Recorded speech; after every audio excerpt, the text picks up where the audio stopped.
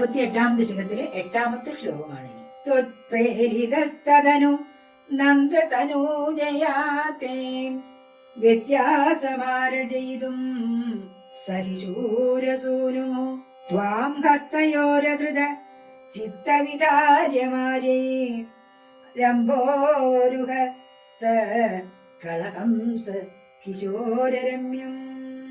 പിന്നീട് ആ വസുദേവർ ഇന്ദ്രവടിയാൽ പ്രേരിതനായിട്ട് തന്നെ ഇന്ദ്രവടി പറഞ്ഞു അദ്ദേഹത്തോട്, അതായത് അമ്പാടിയിൽ നന്ദഗോപരുടെ ഭാര്യയായ യശോദ ഒരു പെൺകുഞ്ഞിന് ജന്മം നൽകിയിട്ടുണ്ട്. തന്നെ ആ കുട്ടിയുടെ സ്ഥാനത്ത് കിടത്തിയിട്ട് ആ പെൺകുഞ്ഞിനെ ഇവിടെ കൊണ്ടുവന്ന് തന്നെ സ്ഥാനത്ത് കിടത്തണം. ഇതാണ് ഭഗവാന്റെ നിർദ്ദേശം. അതനുസരിച്ച് വസുദേവൻ എന്ത് ചെയ്തു? ഈ പിഞ്ചു കുഞ്ഞിനെ, പ്രസവിച്ച ഉടനെയുള്ള ആ പിഞ്ചു കുഞ്ഞിനെ ഭഗവാനെ തന്റെ കൈകളിൽ എടുത്തു.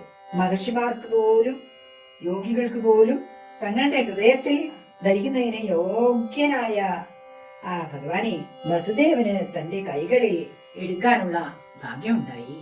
ആ സന്ദർഭം കവി ആലങ്കാരികമായി ഇങ്ങനെ വർണ്ണിക്കുകയാണ്.